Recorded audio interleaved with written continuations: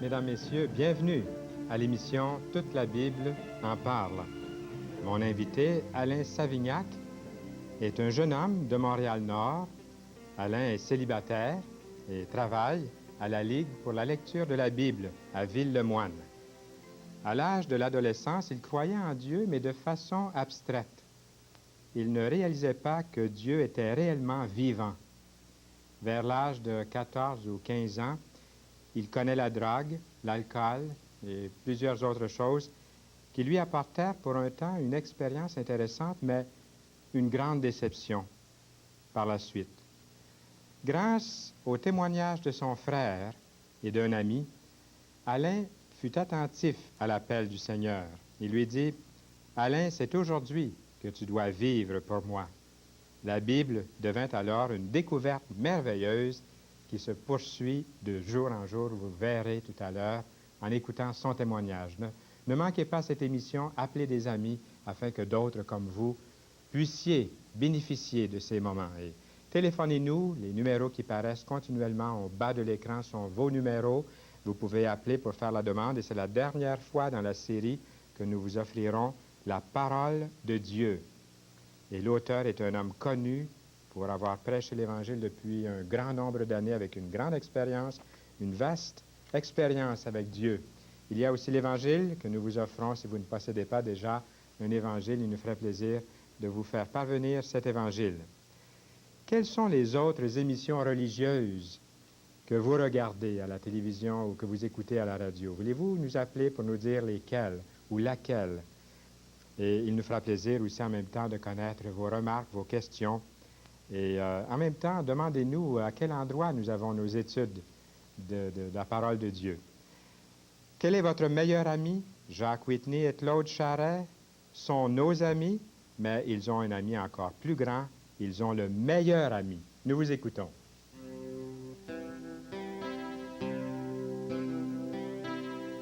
La douceur de ton âme m'a donné qu'un léger fardeau. Sans cesse je t'acclame, témoignant de ton repos. Lumière de vie, il est le meilleur ami. Oh, c'est de si grand salut que je trouve en toi, Jésus. Douleur en ton âme quand tu priais dans le jardin. Oh Dieu, quel drame, mourir à la croix, toi le saint. De la mort à la vie, gloire au ressuscité. Oh merci Jésus-Christ, c'est en la foi que je suis sauvé. Douceur en mon âme, car maintenant tu y vis. J'abandonne mes armes, ta parole est mon appui. Amour suprême, par la croix tu le prouvas. Tu me dis oui je t'aime, oh, que je ne vive que pour toi. Tu me dis oui je t'aime, oh, que je ne vive que pour toi.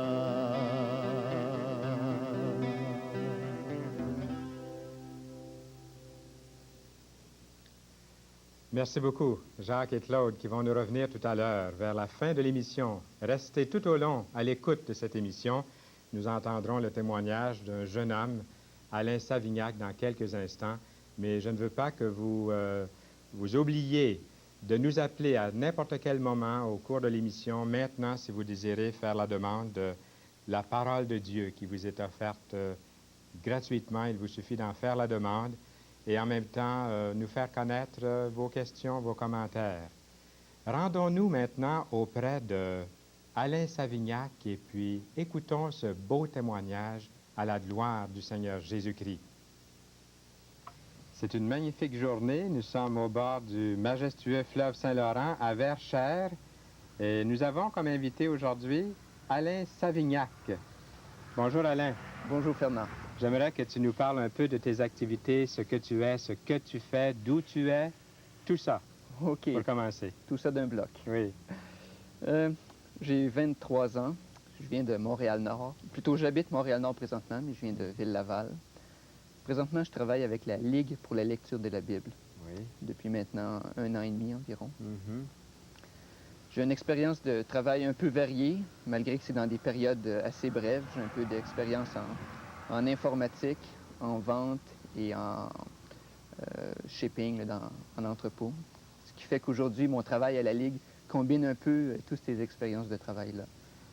Et je sais, parce que je suis aussi impliqué dans la Ligue, que ton travail est très, très apprécié, Alain. Merci de me le dire. Ah oui, j'en profite pour le mentionner. Nous allons tout de suite, je vois qu'il y a plusieurs questions. J'aimerais que nous puissions vraiment apprendre à te connaître, puis à savoir aussi ce que Dieu a fait dans ta vie. Un jeune homme de 23 ans, et déjà tu peux parler du Seigneur dans ta vie. Et puis j'aimerais que tu nous parles de ce point de départ, de ton cheminement spirituel, Alain. Point de départ, il n'y a pas vraiment un point de départ précis.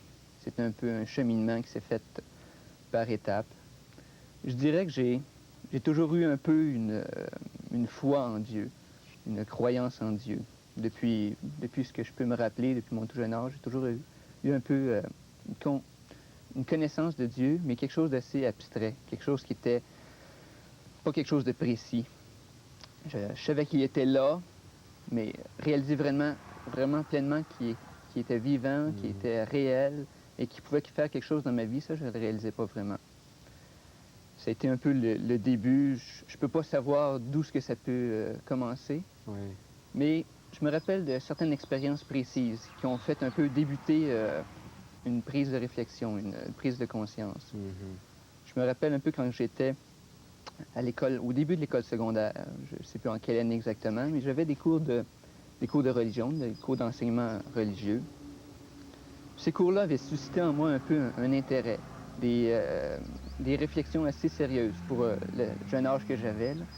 Je commençais à m'interroger sur Dieu. Il y avait un désir qui avait commencé à naître en dedans de moi. J'avais le désir, le goût de vivre pour Dieu. C'était pas quelque chose de très réfléchi ou très pensé, mais j'avais un goût de vivre puis de travailler pour Dieu. Ça commençait à naître en dedans de moi. Là, suite un peu à ça, je m'interrogeais à savoir qu'est-ce que ça veut dire vivre pour Dieu, qu'est-ce que je dois faire, est-ce que je dois travailler, est-ce que je dois devenir prêtre ou quoi. Je m'interrogeais un peu. T'associais à la vie ce que tu ressentais comme ce désir de plaire à Dieu ou de connaître Dieu, ça t'appelait vers le ministère. Pour toi, ça devait être relié. C'est ça que je connaissais ou c'est ça que je voyais alentour de moi, fait que je croyais un peu que c'était ça. Mais quand j'ai commencé, ça c'était environ à l'âge de 12 ans.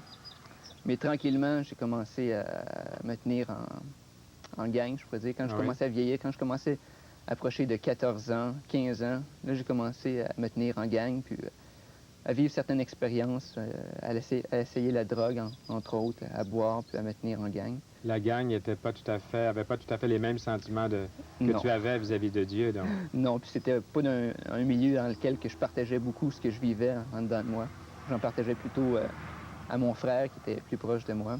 Mais en gang, j'ai commencé à connaître d'autres expériences qui, tranquillement, ont fait oublier ou perdre l'intérêt pour ça, puis j'ai commencé à aller un peu plus creux dans ces expériences-là. Quelle sorte d'attrait ou de séduction as-tu connu dans cette gang, Alain?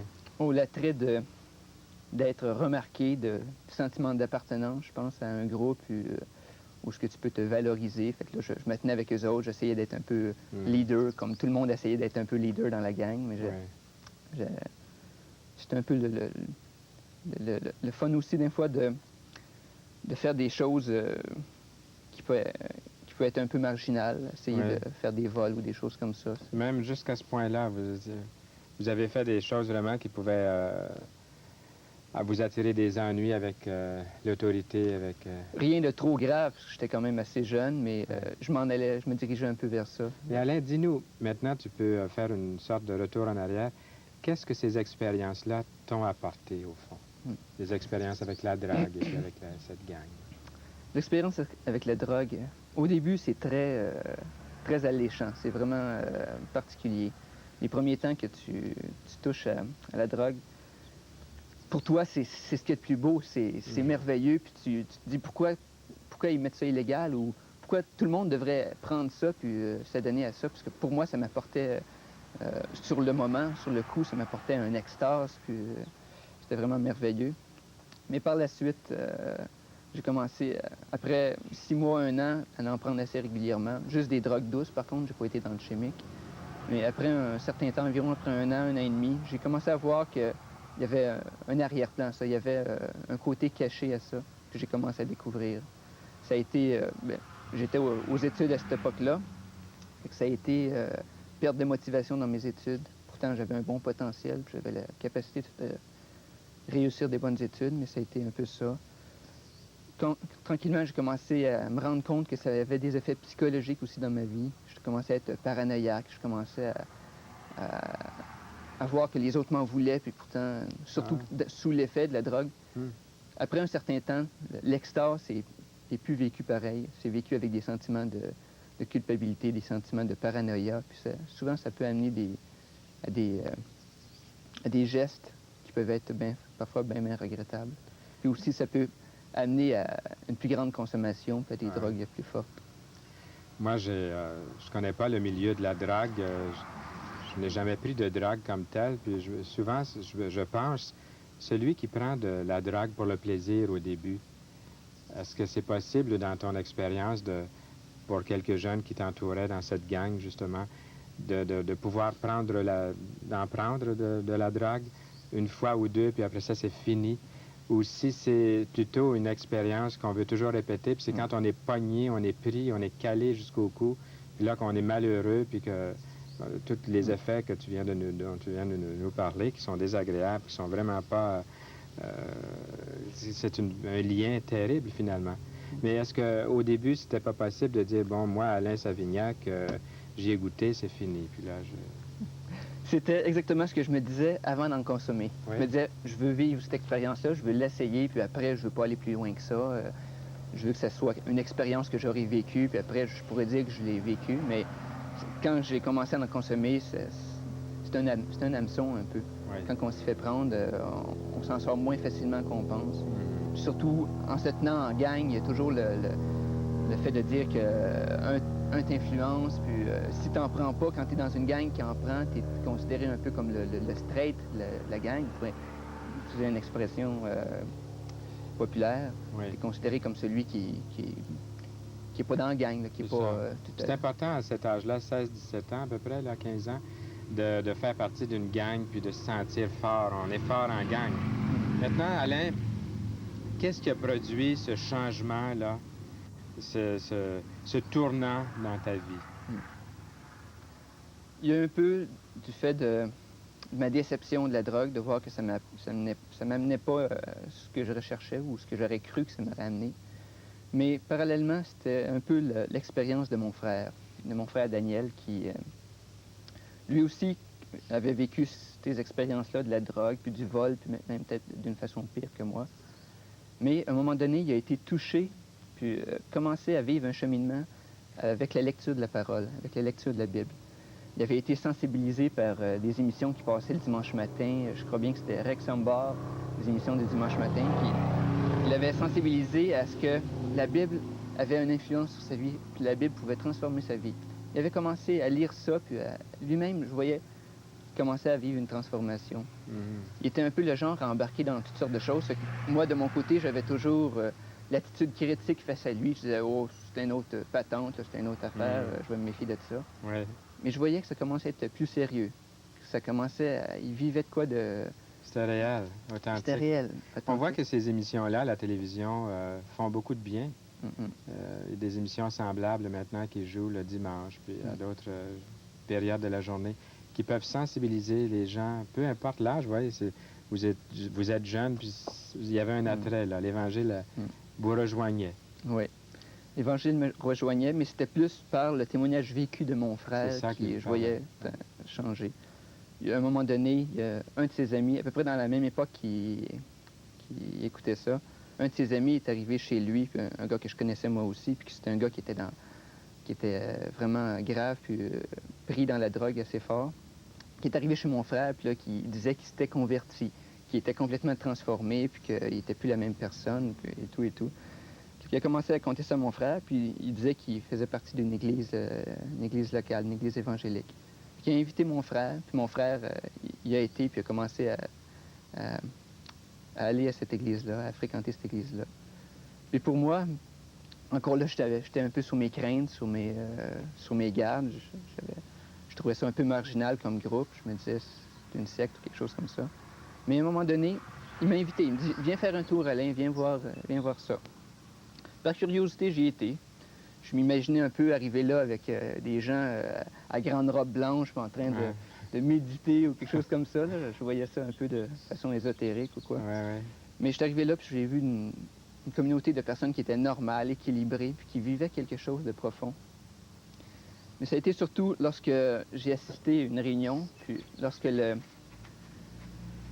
pasteur, celui qui présidait l'assemblée, a fait un sermon. Mais ça me rejoignait peu. J'étais pas assez familier avec tout ça. Mais à un moment donné, il a fait un appel, puis il a demandé aux gens s'ils voulaient s'avancer puis vivre pour Dieu. Mais ce moment-là, c'est là que j'ai reculé un peu comme 3-4 années en arrière. Puis là, le désir que je disais tout à l'heure que j'avais de vivre pour Dieu, à ce moment-là, là, Dieu me parlait puis il me disait, Alain, c'est aujourd'hui. Là, tu dois te donner à moi. Là, tu dois commencer à vivre pour moi. Fait que là, tout ça renaissait en dedans de moi, puis je disais, oui, tu veux que je veux me donner aujourd'hui à toi, puis je veux... Alain, j'aimerais juste profiter de ce que tu viens de dire pour dire à celle ou celui qui est là qu'il a le même privilège aussi de faire comme tu as fait ce jour-là. Peut-être ça veut dire retourner en arrière un petit peu et puis de dire, oui, un jour, je voulais Dieu dans ma vie, puis là, c'est durant l'émission, toute la Bible en parle, que Dieu vient me rejoindre et puis je voudrais accepter Jésus-Christ aujourd'hui, là où je suis. Peu importe qui je suis ou dans quelles conditions, le Seigneur vous aime et vous atteint par le témoignage d'Alain. Est-ce que tu réalisais à ce moment-là, Alain, la pleine valeur de cette décision de recevoir Jésus-Christ? Non, pas vraiment. Décision. C'était plutôt spontané, c'était plutôt... je ressentais ça, puis je ressentais une parole de Dieu dans ma vie, je ressentais que quelque chose me rejoignait vraiment. Et que je me suis avancé. Mais c'est par la suite que j'ai plus réalisé qu'est-ce que c'était la portée de mon geste. Un peu comme Jésus dit lui-même dans une des paroles, il dit que quelqu'un qui doit le suivre, il doit faire un peu comme quelqu'un qui veut construire une tour, qui doit calculer la dépense avant de la construire. Pour moi, je n'avais pas calculé la dépense, ça a été par la suite. Mais en y réfléchissant par la suite, en commençant à découvrir qu'est-ce que c'était vivre une relation avec Dieu, qu'est-ce que c'était vivre un cheminement avec Dieu, quand j'ai découvert certaines vérités de la Bible, j'ai été encore plus convaincu puis plus heureux d'avoir vécu cette expérience-là, puis de m'être décidé puis engagé à vivre pour Dieu. Tu ne veux plus regarder en arrière puis non. revenir vers ces choses-là du passé? Non. L'attrait que ça avait pour toi à ce moment-là, là, c'est pas mal perdu dans la brousse. Oui, c'est sûr que si je réfléchis pas, puis si je me rappelle pas les conséquences négatives que ce soit de la consommation de la drogue ou des autres choses, je vais être porté parce que c'est un extase et tout. Mais quand je réfléchis puis je vois ce que me fait vivre l'Évangile, qu'est-ce que ça me fait vivre intérieurement comme expérience intérieure, comme enrichissement un peu à tous les niveaux, que ce soit au niveau moral, que ce soit au niveau intellectuel, que ce soit au niveau psychologique, ce que ça m'a apporté, pour moi, la drogue aujourd'hui, ça ne veut plus rien dire comparé à ça. C'est bon de te l'entendre dire, puis c'est un bon témoignage. Ça a dû être assez difficile dans ton milieu, par exemple, à l'école secondaire, et de faire face à la même gang après, puis... Oui, c'était un peu difficile au début, surtout face à l'incompréhension de mes amis vu que là, j'étais plus de la gang vraiment, là, je prenais plus de dope, puis j'allais plus avec eux autres aussi souvent. Fait il y avait une incompréhension. Mais j'aimais quand même ça, d'être dans ce milieu-là, parce que c'est un milieu ouvert, souvent. Le milieu de l'école, le milieu des études, c'est un milieu où ils sont ouverts à des idées différentes, puis à parler, puis à partager. Fait que j'ai eu l'occasion de parler de ce que je vivais, puis de parler de ce que je croyais de façon assez libre. Puis ça, j'aimais ça, ce milieu-là, pour ça. Ah, c'est merveilleux. C'est un champ propice à l'évangélisation. Oui. Et puis, la Bible, qu'est-ce que ça représente dans ta vie, Alain? Pour moi, ça a été quelque chose une découverte fantastique, la Bible. J'avais commencé à la lire un peu avant de prendre cet engagement-là. Mais pour moi, j'y voyais, quand je la lisais un peu comme une histoire, puis j'arrivais pas à découvrir le côté spirituel, le message qu'il y avait dedans. Je réalisais que Jésus il était là, il avait dit telle chose, mais j'en dégageais pas l'essentiel. Mais après, j'ai commencé à dégager l'essentiel de la Bible. Pour moi, ça a été ça l'a aidé à ma transformation. Parce que c'était toute une autre échelle de valeurs que j'y trouvais. Puis les valeurs étaient transformées, étaient un peu bouleversées, puis transformées en lisant ce livre-là. Mais ça a été pour moi un guide, vraiment. Oui. Et puis, en terminant cet entretien que j'ai trouvé très intéressant, Alain, parle-nous un peu de tes désirs futurs. Là. Tu as 23 ans, donc la vie est belle, hein? Elle est grande, elle est large. Tout s'ouvre devant toi, j'imagine, et puis il y a des possibilités que tu entrevois. Tu as été engagé avec la Ligue pour la lecture de la Bible, donc dans la littérature, et tu nous as parlé un petit peu de ton travail tout à l'heure, il y a quelques instants. Est-ce que tu veux nous parler maintenant de cette vision que tu as pendant environ 30 secondes? C'est pas bien longtemps, mais OK, nous donner une idée. Moi, je crois vraiment que la littérature chrétienne, des auteurs qui connaissent Dieu, qui écrivent leurs témoignages ou leurs pensées sur la Bible, peut avoir un impact sur la vie d'énormément de gens. Puis un de mes buts, c'est de mettre ces livres-là, la littérature qui existe, à la disposition du public en général. Ça veut dire mettre ça dans les librairies pour que les gens puissent avoir accès. C'est une partie de mon travail. Je te souhaite beaucoup de succès, Alain. Merci beaucoup, Fernand. Bon succès, Alain Savignac. Et si vous n'avez pas encore appelé depuis le début de l'émission, nous vous offrons la parole de Dieu. C'est une des dernières fois que nous vous offrons ce livre. Nous aurons encore l'occasion dans quelques minutes de faire un rappel, mais ce sera tout après. Dans la série, nous ne reviendrons pas avec cette brochure. Vous pouvez aussi nous écrire à la fin de l'émission. Prenez bien note de l'adresse. Et je vous pose la question encore une fois, si vous n'avez pas appelé, si vous n'étiez pas là au début de l'émission, si vous n'étiez pas là, quelles sont les autres émissions religieuses que vous regardez? Ou laquelle regardez-vous de temps en temps, le dimanche ou un jour de semaine? Appelez-nous pour nous le faire connaître. Et ce sera intéressant. J'ai une vive impression que Dieu voudrait vous rencontrer. Jacques et Claude.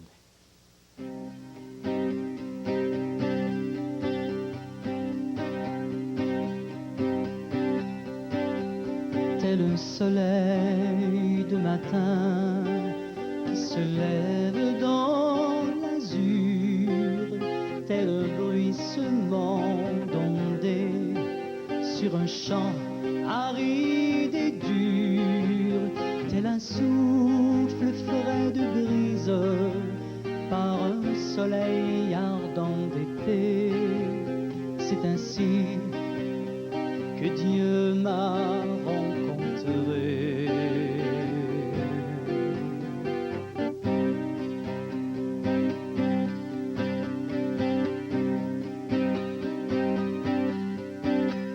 On attend un soleil qui remplisse tout l'azur. La terre n'est que vide, source sèche et rocher dur, et la fièvre monte sans le souffle frais d'été. Et de Dieu, les hommes sont privés.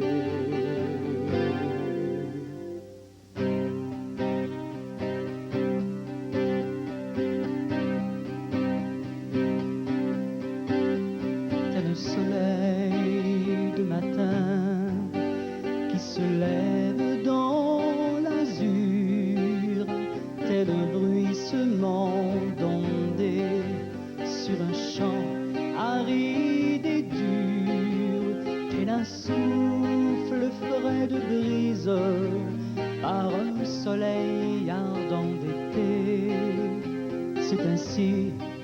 et Dieu voudrait te rencontrer.